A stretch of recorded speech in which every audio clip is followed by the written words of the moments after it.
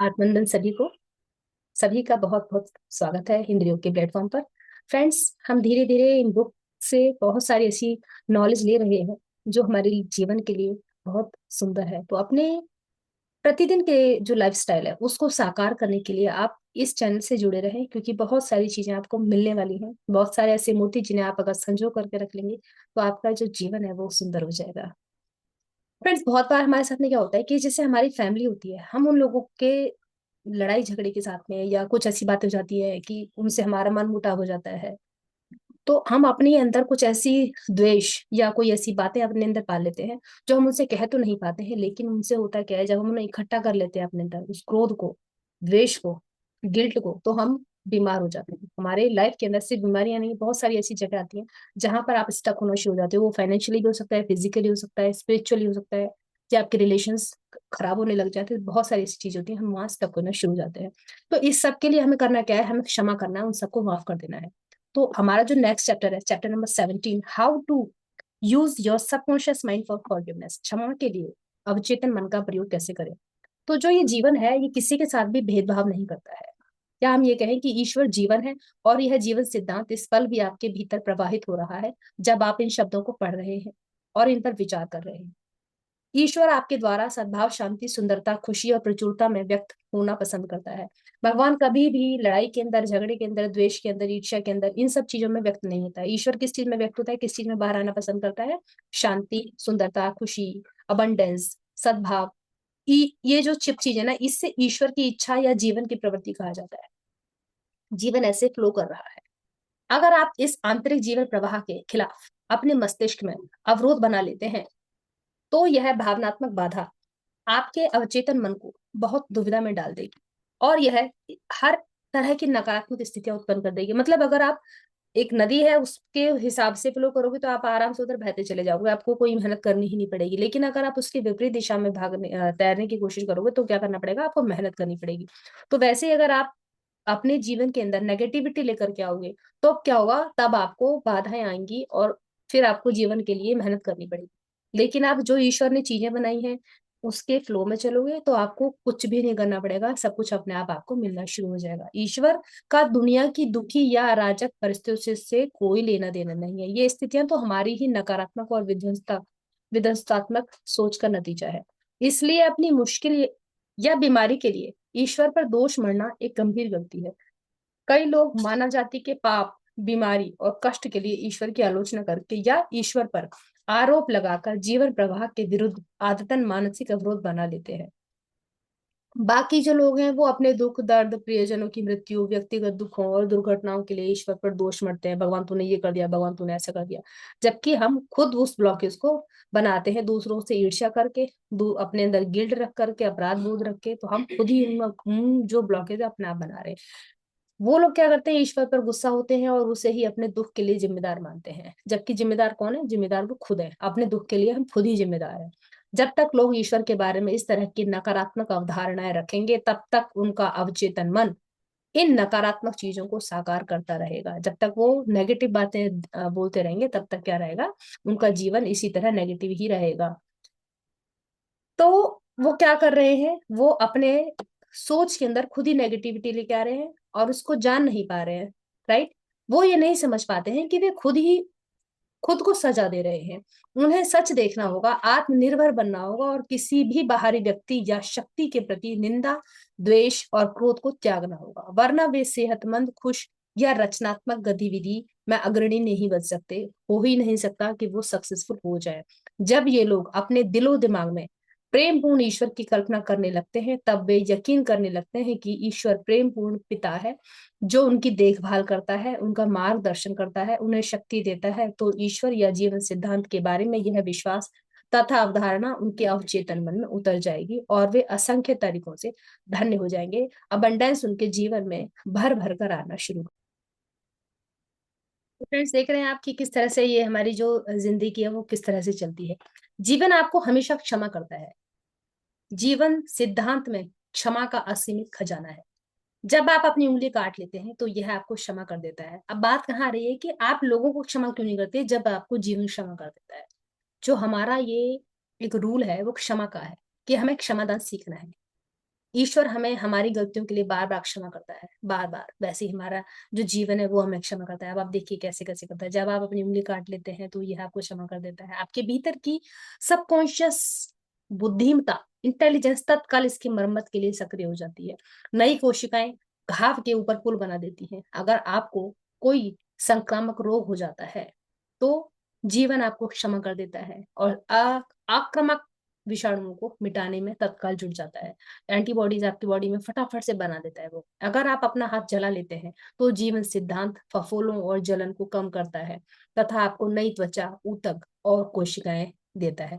देखा होगा आपने, जब चोट कैसे हील होती है, चोट हील होने के बाद में ऊपर से नए टिश्यूज आ जाते हैं, नई स्किन आ जाती है। तो आपको जीवन ने आपको माफ किया तभी तो मिला, वरना वहीं घाव बना रहता, सही नहीं होता। जीवन आपके खिलाफ कोई बैर नहीं रखता, उसकी कोई आपसे दुश्मनी नहीं है। यह हमेशा आपको क्षमा करता रहता है। जीवन आपको सेहत, स्फूर्ति, सद्भाव और शांति देता रहता है, बशर्ते आप प्रकृति के साथ सामंजस्य में सोचकर सहयोग करें। नकारात्मक आहत करने वाली यादें, कटुता और दुर्भावना आपके भीतर के जीवन सिद्धांत के मुक्त प्रभाव को रोक देती हैं। तो अपने अंदर कोई भी गिल्ट, कोई भी आपने किसी के लिए द्वेष, कोई ऐसी बुरी भावना कुछ भी नहीं रखनी है। किसी का बुरा करने का भी नहीं सोचना है। अगर आप ऐसा सोचते हैं तो इस नेगेटिविटी को आप अपने अंदर बढ़ाते चले जाते हैं। इसलिए जरूरी है कि आप जीवन के फ्लो के साथ, जीवन का फ्लो क्या है, सबको प्यार से, सबके साथ प्यार से रहना, सबके लिए दया रखना, सबके लिए एक मन के अंदर प्रेम रखना। ये सब जो चीजें हैं वो है हमारी जीवन को जीने की तरीके। राइट। तो फ्रेंड्स, इसमें हम आगे पढ़ेंगे कि क्षमा के उपचार के लिए क्या आवश्यक है। क्षमा के लिए उपचार के लिए तुम्हें क्या करना है, खड़े होकर आपने प्रार्थना करनी है और क्षमा कर देना है। अगर तुम्हारे मन में किसी के खिलाफ कुछ है, दूसरों को क्षमा करना मानसिक शांति और अच्छी सेहत के लिए अनिवार्य है। अगर आप अच्छी सेहत और खुशी चाहते हैं तो आपको हर उस व्यक्ति को क्षमा करना चाहिए जिसने आपको चोट पहुंचाई है। बहुत ध्यान से सुनिएगा। अपने विचारों को दैवीय नियमों और व्यवस्था के सामंजस्य में लाकर खुद को क्षमा करें। आप खुद को तब तक पूरी तरह क्षमा नहीं कर सकते जब तक कि दूसरों को क्षमा ना कर दें।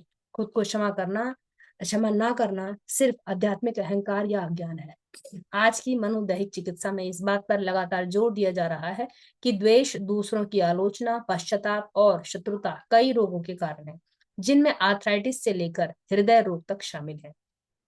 इन नकारात्मक भावनाओं से उत्पन्न तनाव सीधे शरीर के प्रतिरोधक तंत्र को प्रभावित करता है, जिससे आप संक्रमण और रोग का शिकार हो जाते हैं। तनाव संबंधी विकारों के विशेषज्ञ बताते हैं कि दुर्व्यवहार के शिकार, धोखा खा चुके या आहत लोग अक्सर प्रतिक्रिया करते हुए द्वेष और नफरत पाल लेते हैं। होता है क्या, मान लीजिए आपके साथ में किसी ने बदतमीजी की, किसी ने आपका गलत आपके साथ में कुछ व्यवहार कर दिया, तो क्या होगा, आप उस टाइम तो कुछ कह नहीं पाएंगे, और अगर कुछ कह भी दिया उतना आपको, तब भी उसमें आपको सेटिस्फेक्शन नहीं हुआ, तो आप अंदर क्या करोगे, उसके प्रति नफरत पाल लोगे। अब वो इंसान तो गया, उससे आपकी बात भी खत्म, लेकिन जो एक बीज है वो आपके अंदर रह गया। यह प्रतिक्रिया उनके अवचेतन मन में गहरा घाव उत्पन्न कर देती है, जो लगातार टीस मारता रहता है। सिर्फ एक ही इलाज है, उन्हें अपनी चोट को काट कर हटाना होगा, और इसका एकमात्र अचूक तरीका जो है वो है क्षमा। ये जो आप क्षमा कर रहे हैं, आप उनके लिए नहीं कर रहे हैं, आप खुद के लिए कर रहे हैं। राइट।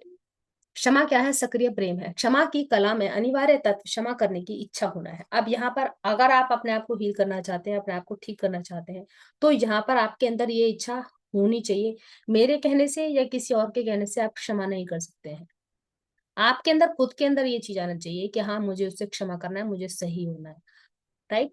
अगर आप सच्चे दिल से किसी को क्षमा करने की इच्छा करते हैं तो आपने आधी बाधा पार कर ली है। जाहिर है, आप जानते हैं कि किसी को क्षमा करने का यह मतलब नहीं है कि आप उसे पसंद करते हैं या उसके साथ संबंध बढ़ाना चाहते हैं। आप किसी को पसंद करने के लिए बाध्य नहीं। जिसको क्षमा कर रहे हैं, ये हम ये नहीं कह रहे हैं कि आप उसको पसंद करने लग जाएं। कोई ऐसी कोई मजबूरी नहीं है, आप बाउंड नहीं हो किसी को पसंद करने के लिए। ये तो ऐसा ही होगा कि जैसे सरकार जो है वो सद्भाव, प्रेम, शांति या सहिष्णुता के बारे में कानून बनाने की कोशिश करे। राइट। आप किसी व्यक्ति को सिर्फ इसलिए पसंद नहीं कर सकते क्योंकि कोई आपको ऐसा करने का आदेश देता है। बहरहाल, और यह काफी महत्वपूर्ण बात है कि हम लोगों को पसंद किए बिना उनसे प्रेम कर सकते हैं। अब ये प्रेम हम कैसे कर सकते हैं?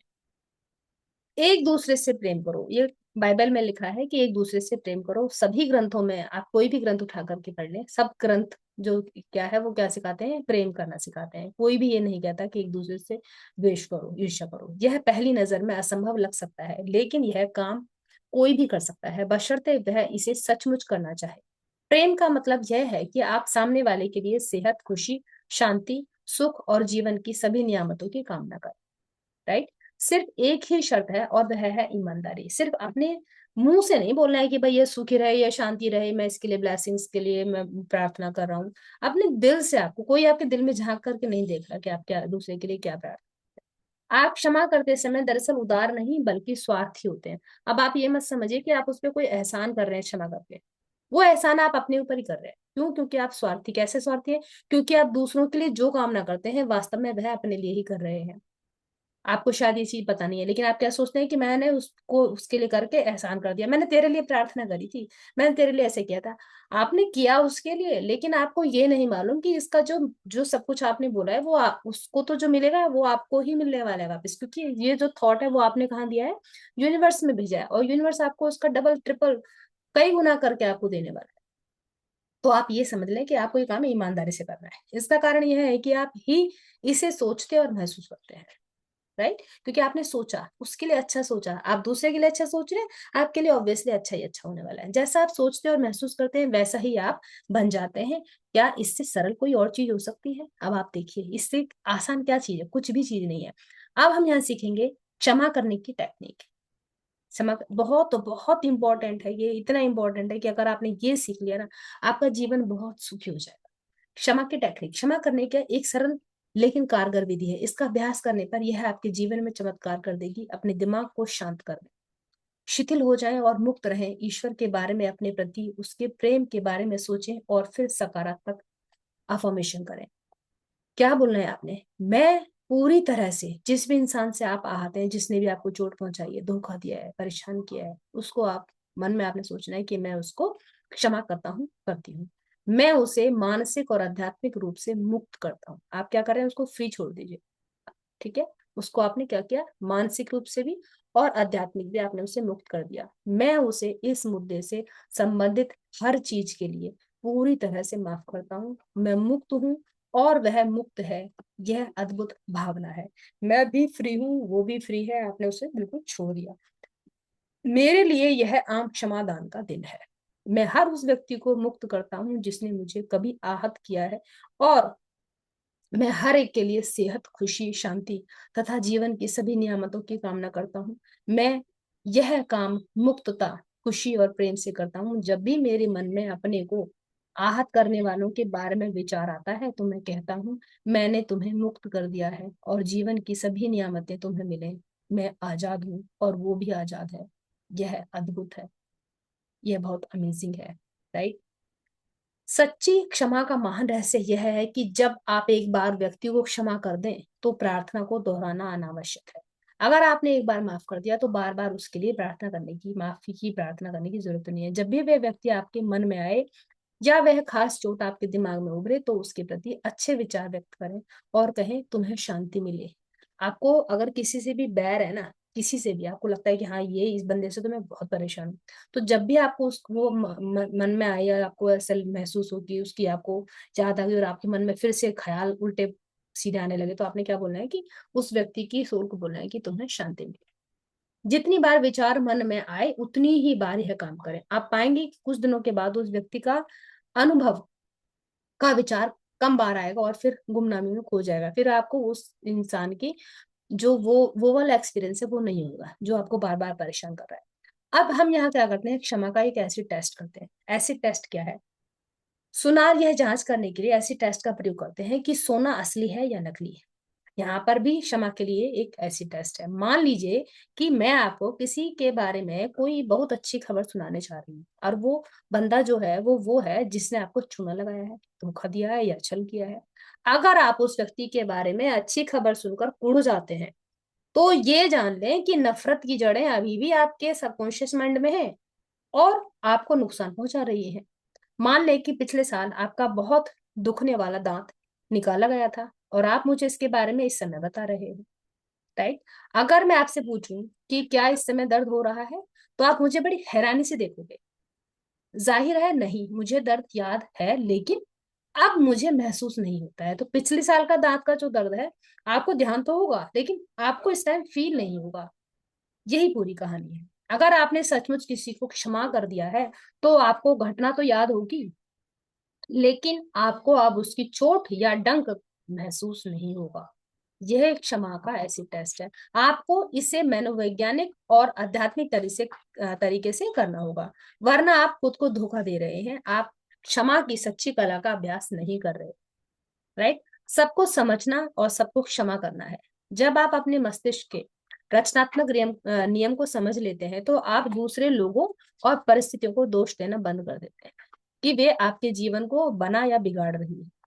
कोई भी इंसान या कोई भी सिचुएशन आपके जीवन को ना ही बनाता है ना बिगाड़ता है। हर चीज के जो जिम्मेदार है वो आप खुद है, आपकी सोच है। आपको एहसास हो जाता है कि आपके खुद के विचार और भावनाएं ही आपकी किस्मत बनाते हैं।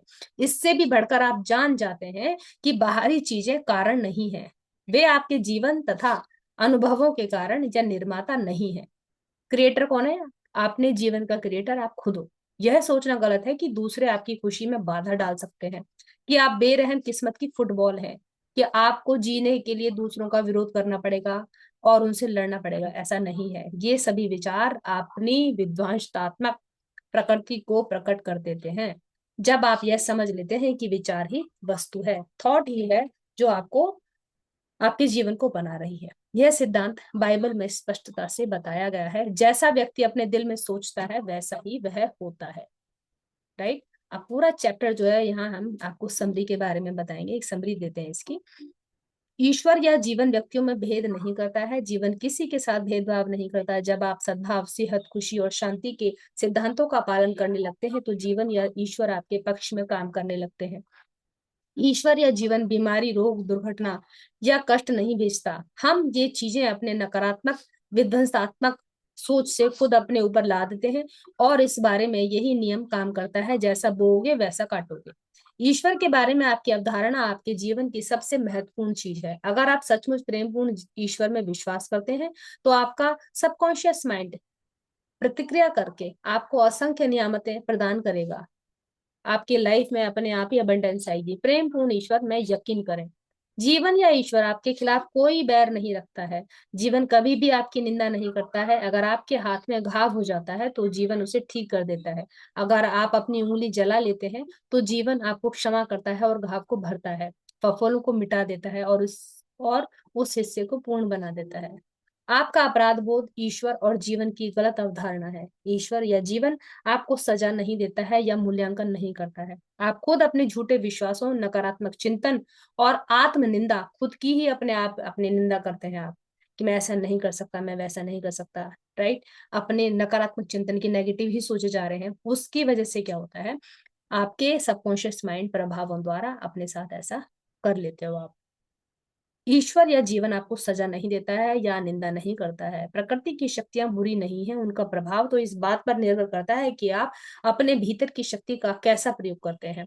आप बिजली का प्रयोग किसी को मारने या घर को रोशन करने के लिए कर सकते हैं। अब आपके ऊपर डिपेंड करता है कि मान लीजिए कोई बिजली है, आप उससे अपने घर को भी रोशन कर सकते हैं, वरना आप कोई नंगा तार पकड़ लो, आपको करंट लग जाएगा। तो आपकी मर्जी है, आपने क्या करना है बिजली का। आप पानी का प्रयोग किसी बच्चे को डुबाने, उसको मारने के लिए भी कर सकते हैं, या उस बच्चे के प्यास को बुझाने के लिए भी कर सकते हैं। अब आपके ऊपर डिपेंड करता है। सेम ऐसे ही आप जीवन को अपनी जिंदगी उठाने के लिए भी आप यूज कर सकते हो, और जीवन को आप अपने डिस्ट्रक्टिव, अपने पतन के लिए भी आप यूज कर सकते हो। तो आपके ऊपर डिपेंड करती है ये चीज कि आप चाह क्या रहे हो। अच्छाई और बुराई व्यक्ति के मस्तिष्क के विचार और उद्देश्य पर निर्भर करती है कि आपका गोल क्या है। ईश्वर या जीवन कभी सजा नहीं देता है। लोग ईश्वर, जीवन और ब्रह्मांड की गलत अवधारणाओं के कारण खुद को सजा देते हैं। उनके विचार रचनात्मक होते हैं, क्रिएटिव, क्या है वो, क्रिएटिव है उनकी जो थॉट्स हैं, इसलिए वे अपने दुख की रचना खुद कर लेते हैं। अगर कोई आपकी आलोचना करे और आपके भीतर वे कमियां हों, तो खुश होकर उसे धन्यवाद दें और उसकी टिप्पणियों की प्रशंसा करें। इससे आपको उस खास दोष को सुधारने का अवसर मिलता है। यहाँ पर एक छोटी सी कहानी बताई गई है कि कोई लेडी थी, वो गई अपना लेक्चर देने के लिए। वहां उसने अच्छे से पूरा का पूरा भाषण सुनाया, सब कुछ सुनाया। वहां किसी एक और लेडी ने उसको बड़ी सी चिट्ठी लिख के दे दी कि तुम्हारे जो तुमने बोला ना, वो उतना ज्यादा इम्प्रेसिव नहीं था। अब उसको बड़ा गुस्सा आया। वो उससे जलन करने लगी, बड़ी ईर्ष्याई उसे कि भाई इस तरह की बदतमीजी से बोल रही है ये। लेकिन अंदर से वो जानती थी कि उसका जो वो भाषण था वो पहला मतलब पहली बार उसने भाषण दिया था, और जो लोग सामने बैठे थे वो बहुत सीनियर्स थे। तो अब वो तो बात ऐसी होगी कि जैसे मान लो कोई हम बच्चे को डांट रहे हैं कि तू जोर से नहीं दौड़ा, उस बच्चे के लिए तो यही बहुत बड़ी बात है कि वो पैदल चल रहा है या चलना सीख रहा है। तो उसके लिए जो फर्स्ट लेक्चर था वो बहुत बड़ी बात थी। लेकिन जो सामने जज कर रहे हैं या देख रहे हैं, वो कैसे देख रहे हैं कि सामने कौन आया है बोलने वाला। राइट, तो अंदर खाने तो वो जानती थी कि हाँ, मतलब मेरा फर्स्ट वो है ये। तो उसे लगा, उससे क्या था कि मुझे मेरी पीठ थपथपानी चाहिए, मुझे तो सब लोगों को अप्रिशिएट करना चाहिए, और ये मुझे ऐसे कर रही है। तो अगर आपको कोई बात बताता है तो अपने अंदर से सोचो, उसका पॉइंट ऑफ व्यू देखो कि वो क्या चाह रहा है। ठीक है, तो वो उसके लिए थैंक यू करो मन के अंदर। आपको तो एक सुधारने का अवसर मिला है, जरूरी नहीं है ना कि आप सिर्फ अप्रिशिएशन के ऊपर ही जाते रहो। अगर कोई आपको आपकी कमी बता रहा है तो उसको सोचो कि हाँ ये है या नहीं है, तो उसकी प्रशंसा कर दो। ठीक है भाई, उसको सुधारने की कोशिश कर लो। आप आलोचना से आहत नहीं होते हैं। राइट, क्योंकि आप जानते हैं कि आप अपने विचारों, प्रतिक्रियाओं और भावनाओं के स्वामी हैं। इससे आपको सामने वाले के लिए प्रार्थना करने और उसे दुआएं देने का अवसर मिलता है, जिसके द्वारा आप स्वयं को दुआएं देते हैं। कोई अगर आप कुछ बता रहा है तो उस पर पहले आपने सोचना है, उसमें डूब नहीं जाना है, सिर्फ सोचना है। उसके बाद में उसका थैंक यू करो, भाई ठीक है भगवान तुझे अच्छा करके रखे, उसके लिए दुआ देनी है आपको। जब आप मार्गदर्शन और सही कर्म के लिए प्रार्थना करें तो जो जवाब मिले उसे मान लें। आप अगर किसी अच्छे काम के लिए प्रार्थना कर रहे हैं, गाइडेंस चाह रहे हैं ईश्वर से, तो आपको उसका गाइडेंस जरूर आएगा। एहसास करें कि यह अच्छा है, बहुत अच्छा है। फिर आत्म करुणा, आलोचना या नफरत का कोई कारण नहीं है। कोई भी चीज अच्छी या बुरी नहीं है, इंसान की सोच उसे ऐसा बना देती है। भोजन, सेक्स, दौलत या सच्ची अभिव्यक्ति की इच्छा में कोई बुराई नहीं है। यह इस पर निर्भर करता है कि आप इन इच्छाओं, आकांक्षाओं और हसरतों का प्रयोग कैसे करते हैं। आपकी भोजन की इच्छा किसी की जान लिए बिना भी पूरी हो सकती है, इसीलिए अपने दिमाग में किसी भी तरह की कोई बाउंड्री ना बनाए। द्वेष, नफरत, दुर्भावना और शत्रुता बहुत से रोगों का कारण होता है। प्रेम, जीवन, खुशी और सद्भावना सबके प्रति उड़ेल कर अपने को आहत करने वाले लोगों वालों तथा खुद को क्षमा करें। ऐसा तब तक करते रहें जब तक कि आप उनसे अपने मन में न मिल लें और यह न जान लें कि आप उनके साथ शांति से हैं। क्षमा करना किसी चीज के लिए कुछ देना है। प्रेम, शांति, खुशी, बुद्धि और जीवन की सारी नियामतें तब तक दूसरों को दें जब तक कि आपके दिमाग में कोई दंश न बचे। यह क्षमा का एसिड टेस्ट है। अगर किसी ने आपको चोट पहुंचाई है, आपके बारे में झूठ बोला है, निंदा की है और आपकी बहुत बुराई की है, क्या उस व्यक्ति के बारे में आपका विचार नकारात्मक है? अगर ऐसा है तो आप उसे अभी तक क्षमा नहीं कर पाए हैं। नफरत की जड़ें अभी आपके अवचेतन मन में हैं और आपको नुकसान पहुंचा रही हैं। उन जड़ों को उखाड़ने का एकमात्र तरीका प्रेम है। उस व्यक्ति के लिए जीवन की सभी नियामतों की कामना करें। यही 70 गुना 7 बार क्षमा करने का मतलब है। राइट, तो आज का चैप्टर हमारा यहाँ पर खत्म होता है। ये चैप्टर जो था हमारा बहुत ही खूबसूरत चैप्टर है। तो इसमें आप सीखेंगे कि क्षमा कैसे किया जाता है। क्षमा करना है हमें अपने लिए, अपने रोगों को खत्म करने के लिए, अपने ब्लॉकेज को खत्म करने के लिए। अगर आप कहीं भी स्टक हैं, दैट मीन्स आपने अपने अंदर कुछ ना कुछ पाला हुआ है। कुछ चीज ऐसी हैं जिन्हें आप रिलीज नहीं कर पा रहे हैं, आपने पकड़ के रखा हुआ है, वो छोड़ दो। राइट, जब आप उस चीज को ऐसे छोड़ देंगे, माफ कर देंगे, तो आप अपने आप देखेंगे कि आपका रास्ता खुद बहुत सुंदर बन जाए। राइट, आज के लिए इतना ही। नेक्स्ट चैप्टर हमारा 18, हम उसको लेकर के आएंगे नेक्स्ट सेशन। तब तक के लिए धन्यवाद। Thank you so much.